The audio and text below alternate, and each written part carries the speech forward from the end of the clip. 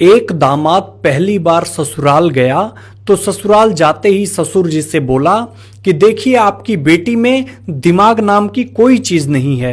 ससुर जी बोले, बेटा तुमने तो उसका हाथ मांगा था, दिमाग की कोई बात नहीं हुई थी।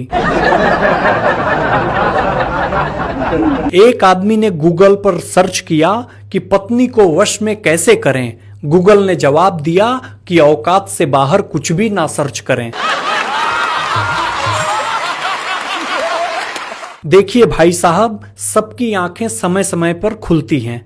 गाय की जन्म के तुरंत बाद खुलती है, बकरी की 2 घंटे बाद खुलती है, बिल्ली की आंख 6 दिन बाद खुलती है। इस दुनिया में केवल एक आदमी ही ऐसा है जिसकी आंख शादी के बाद खुलती है।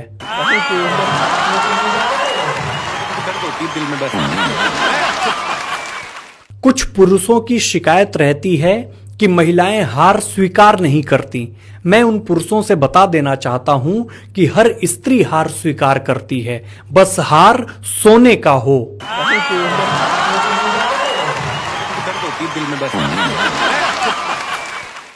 एक आदमी गुरुजी के पास गया और गुरुजी से बोला, गुरुजी ये बताइए मैं अपने अंदर कैसे झांकूं, अपनी कमियां कैसे ढूंढूं।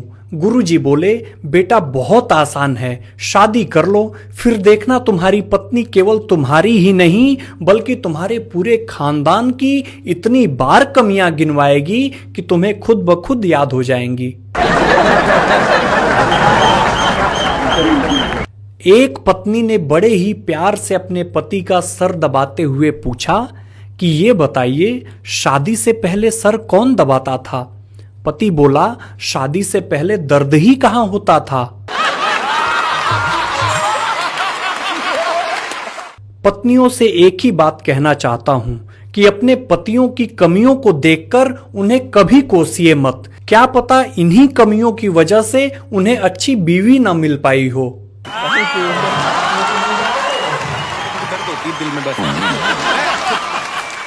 कुछ पत्नियों को शॉपिंग के अलावा कुछ दिखाई नहीं देता। एक पति सवेरे सवेरे फांसी लगा रहा था तो पत्नी ने कहा, ये क्या कर रहे हैं जी। पति बोला, मैं तुम्हारे रोज नए कपड़े दिलवाने की फरमाइशों को सुनकर तंग आ चुका हूं, इसलिए अब फांसी लगाने जा रहा हूं। ये सुनते ही पत्नी दहाड़े मार मार कर रोने लगी। पत्नी ने कहा कि जाते जाते कम से कम एक सफेद सूट तो दिलवा दो, वरना 13वीं को क्या पहनूंगी। एक राजा था, उसने ऐलान किया कि तमाम शादीशुदा मर्द 2 लाइन में खड़े हो जाएं।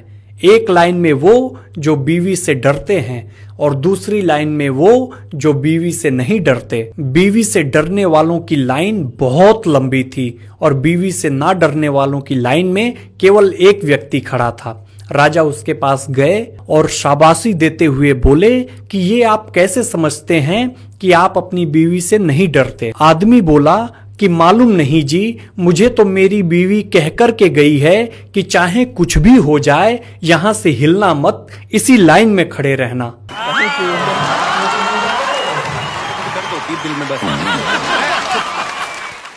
कुछ लोग कहते हैं कि डाटा ट्रांसफर कंप्यूटर आने से शुरू हुआ। उन लोगों से मैं बता देना चाहता हूं कि ऐसा बिल्कुल नहीं है। कुछ औरतें जब आपस में खुसुर फुसुर करती हैं तो समझ जाइए डाटा ट्रांसफर हो रहा है, और जब आवाज आए कि छोड़ो भी हमें क्या लेना तो समझ जाइए डाटा सेव हो गया है और अब वायरल होने की तैयारी में है।